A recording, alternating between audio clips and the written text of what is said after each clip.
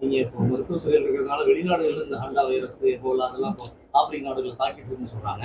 இப்போ நீங்க இன்னும் சார்ஜ் எடுத்து அங்க போய் எல்லாம் பார்க்கும் பொழுது அதுக்கான நோய் தடுப்பு நடவடிக்கைகள் பாத்தீங்கன்னா இன்னைக்கு கூட ஒரு குதிரை பற்றி அதிகாரிகிட்ட விசாரிச்சிருக்காங்க. மனிதர்களுக்கு பரவற வாய்ப்பு இல்லைன்னு தெளிவா சொல்லிட்டாங்க. அதனால மக்கள் இதை பற்றி ஒரு அச்சம் தேவையில்லை. எனினும் இதற்கான முன்னெச்சரிக்கை நடவடிக்கை எதுவா இருக்குன்னு பார்த்துட்டு அது எடுக்கப்படும்.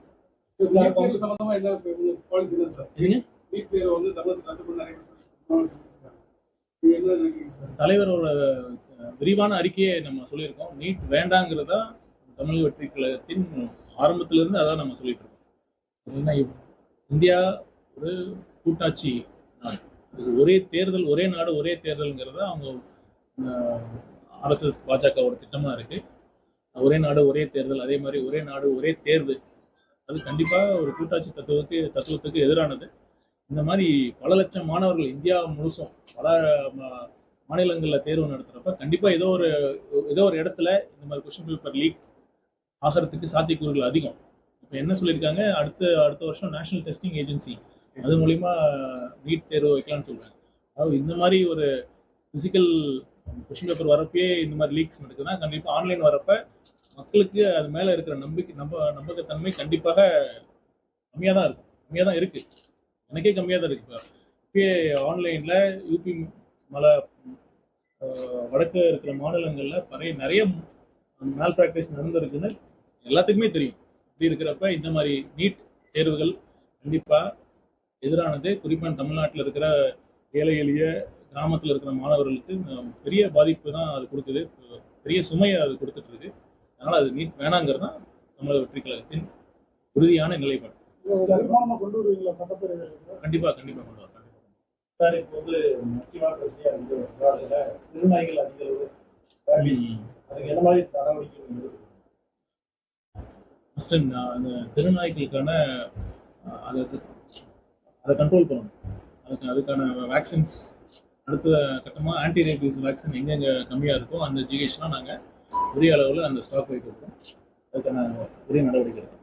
சார், இந்த நாமக்கல் மாவட்டம் மட்டும் பொதுவாகவே ஏழை எளிய மக்களுக்கு மருத்துவ தேவைக்கு ரொம்ப தேவையாக இருக்குது. பொருளாதார ரீதியாக பாதிப்பு கூட ஒருத்தர் வந்தார், கல்வியில் பிரச்சனை சொல்லி நம்ம பார்க்க வகுப்பு வந்தார். அவர்கிட்ட பேசணும், ஒரு ஏழ்மை கொடுக்கணும் அப்படின்னு சொல்லியிருந்தாரு. இந்த மாதிரி பிரச்சனைகளுக்குள்ள மக்களுக்கு எடுத்து கொடுத்து தாவைக்கு அரசு மருத்துவ சேவை செய்யும். அதாவது இந்தியாவிலேயே பார்த்தீங்கன்னா தமிழகத்தில் கல்வி மற்றும் மருத்துவம் தமிழ்நாட்டில் நல்ல முறையில் தான் இருக்குது. இன்னும் அந்த கவர்மெண்ட் ஹாஸ்பிட்டல் அரசு மருத்துவமனை மீது மக்களுக்கு இருக்கிற நம்பிக்கை முன்ன இருந்ததை விட இப்போ கம்மியாக இருக்குன்னு தான் நம்ம சொல்ல முடியும். இவங்க நீங்களே பார்த்துருப்பீங்க, அவங்க எங்கிட்ட தனியார் மருத்துவமனையில் நாங்கள் சிகிச்சை பெறணும், அதுக்கு உதவி ஏதாவது செய்யணும்னு தான் கேட்டாங்க. இந்த மாதிரி சூழலை நம்ம போக்கி அரசு மருத்துவமனையிலே தரமான ஒரு மருத்துவம் கிடைக்கிறதுக்கான ஏற்பாடுகள் செஞ்சு அரசு மருத்துவமனையில் தரமான சிகிச்சை கிடைக்குங்கிற நம்பிக்கையை நம்ம உருவாக்கணும்.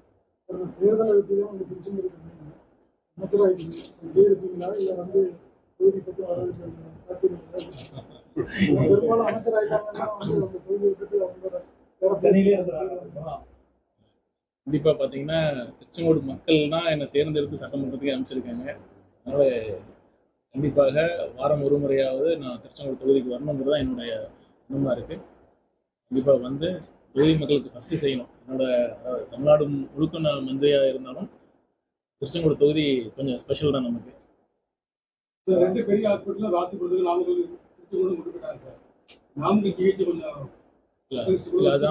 அதான் நான் ஏற்கனவே சொன்ன மாதிரி அது மக்களோட கோரிக்கையா இருக்கு. ஏன்னா இவ்வளவு நாள் இங்க ஜிஹெச் நல்ல முறையில் செயல்பட்டு வந்திருந்தது. அதுக்கப்புறம் இப்போ திடீர்னு அங்கே போனதுனால இந்த பக்கத்தில் இருக்கிற மக்கள்லாம் சிரமத்துக்குள்ளாகிறாங்க. அது நிறைய கோரிக்கை இருந்தது. தேர்தல் அப்பயும் நம்ம எம்எல்ஏ அவர்களும் சொன்னாங்க, அங்கே போகிறப்ப பிரச்சாரத்தை போகிறப்பையும் அவங்க நிறைய கோரிக்கை வந்துச்சு, இங்கே ஜிஹெச் இங்கே கொண்டு வரணும்னு சொன்னாங்க. அதுக்கான சாத்தியக்கூறுகள் நம்ம பேசி எப்படி கொண்டு வர முடியும்னு பார்த்து விரைவில்